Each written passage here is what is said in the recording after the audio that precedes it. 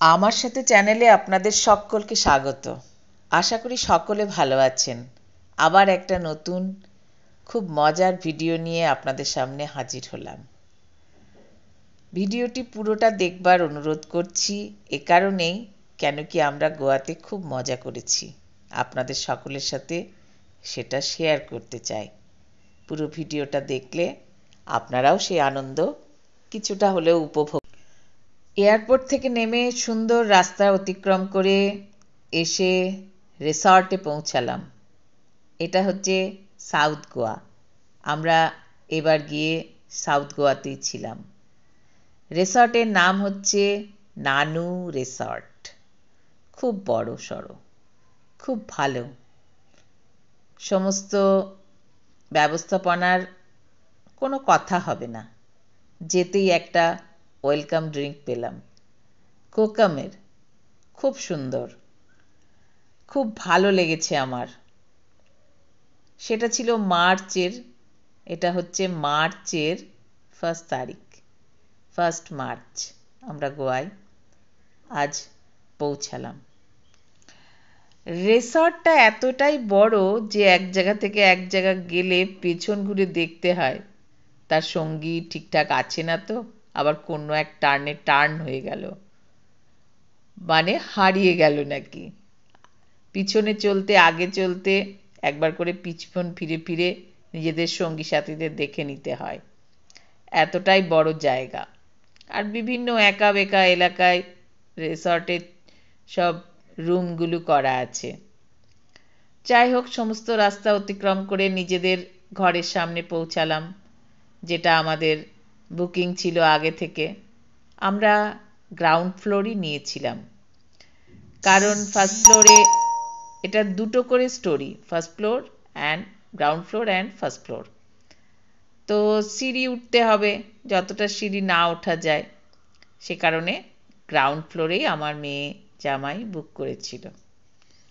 খুব ভালো কথা। গিয়ে দেখলাম রুম খুব সুন্দর, পরিষ্কার পরিচ্ছন্ন, সাজানো। আপনার ভ্যালুয়েবল জিনিস রাখার জন্য ওখানে একটা গোদরেজের লকারও রয়েছে। চা, কফি, কাপ, সমস্ত কিছু খুব পরিপাটি। স্টার হোটেল রিসর্ট বলতে হবে তো, তার পরিপাটি না থাকলে লোকে যাবে কেন এতগুলো পয়সা দিয়ে। আমি যেহেতু আপনাদের এই চ্যানেলে, আমার সাথে চ্যানেলে যুক্ত, আমি নিজেই চ্যানেলটা করি, সব কিছু তো গেলেই ভিডিও করা আমার কাজ, যেহেতু আপনাদের সাথে শেয়ার করব, সেই বলে ভিডিও শুরু করলাম। ঘরের এদিক ওদিককার ছবি টবি নিয়ে আসতে তারপরে আমার বেয়ান এলেন, তারপরে সব লাস্টে এলেন আমার সব থেকে যার জন্যে অধীর অপেক্ষা ছিল আমার গ্র্যান্ডডটার। যাই হোক, সবাই ফুল পরিবার যখন একসাথে হলাম সবাই, তারপরে এবার পালা সমুদ্র দেখতে যাওয়া। থামবে না, সে গুজরাট থেকে বয়ে নিয়ে এসেছে তার সমস্ত স্যান্ডে খেলার, বালিতে খেলার জিনিসপত্র। সে তার ঘর বানাবে, কি কি বানাবে, এসব তার গুজরাট থেকে বয়ে নিয়ে আসা। কি করছো নেন? সামার ভ্যাকেশনের ছুটিটা নাতনির সাথে কাটাবো বলে আমরা সবাই গোয়াতেই একসাথে হয়েছি। কি সুন্দর বানাচ্ছো তুমি, ভেরি নাইস। ও বাবা, এই যে স্যান্ড ক্যাসেল বানাচ্ছে খুব আনন্দের সাথে, আর একেবারে মগ্ন, কোনো দিকে তার দেখা দেখি নেই। সে তার মনের মতো করে সেখানে স্যান্ড ক্যাসেল বানাচ্ছে। গোয়ার সমুদ্রের রং খুব সুন্দর। আমি অনেক বিচে গেছি, অনেক জায়গাকার, বম্বের, তারপরে অনেক অনেক জায়গাকার। আমার গোয়া বিচ বেশ ভালো লেগেছে, পরিষ্কার পরিচ্ছন্ন।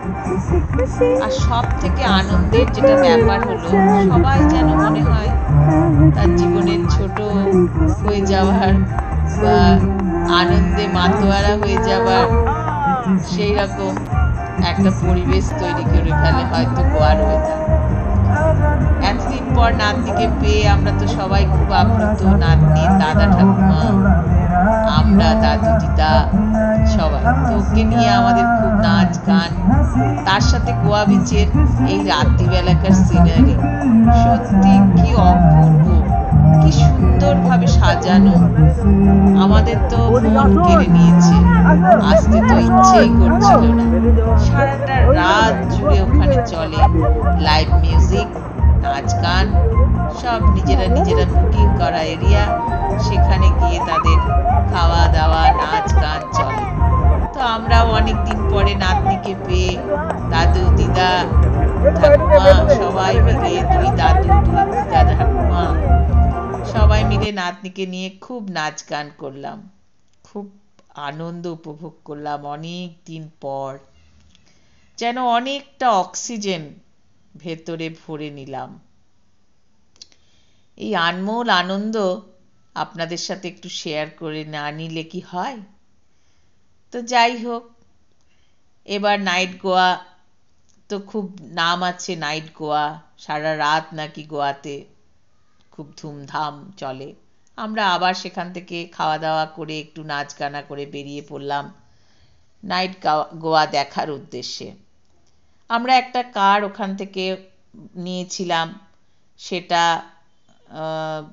বড় 7-8 জন বসার মতো। তো সেটা আমার জামাই নিজেই চালিয়েছে, উজ্জ্বল, কারণ ও খুব ভালো ড্রাইভ করে। আমরা কোনো ড্রাইভার এই জন্যে নিইনি, ও নিজেই ড্রাইভ করবে বলে, ড্রাইভটা এনজয় করবে বলে। তো যাই হোক, নাইট গোয়া দেখতে বেরোলাম যখন, গিয়ে তো আমার চক্ষু ছানা বড়া। ক্যাসিনো, এত বড় বড় মান্ডবী রিভারের উপরে জাহাজ, সেগুলো নাকি সব ক্যাসিনো। সারা রাত ভোর সেখানে চলবে আনন্দ, হই হুল্লোড়, খেলা, খাওয়া দাওয়া। সে দেখে অবাক কাণ্ড, একের পর এক। অনেক আগে গোয়াতে কিন্তু এত ক্যাসিনো ছিল না, এবার গিয়ে যতটা দেখলাম। আগে ছিল বোটে করে গিয়ে মধ্যে মান্ডবী রিভারের ওপরে গিয়ে চাপতে হতো, সেই ছোট ছোট বোটে করে গিয়ে বড় জাহাজের মধ্যে। এখন সেটা একদম রাস্তার সাথে মিলিয়ে একদম একটা রাস্তা করে দিয়েছে, যেখানে আপনি ল্যান্ড থেকে নেমেই একদম সোজাসুজি গিয়ে ক্যাসিনোতে ঢুকতে পারবেন। অনেক ক্যাসিনো, ওখানে গাড়ি পার্কিং করা যাবে না, তাই আমরা গাড়িতে চড়ে চড়েই যতটা পারলাম ভিডিও করলাম, আপনাদের সাথে সেটাই শেয়ার করছি। আশা করি ভিডিওটি আপনাদের ভালো লাগবে। ভালো লাগলে অবশ্যই লাইক করবেন, শেয়ার করবেন, আর আমার সাথে চ্যানেলটি সাবস্ক্রাইব করতে ভুলবেন না।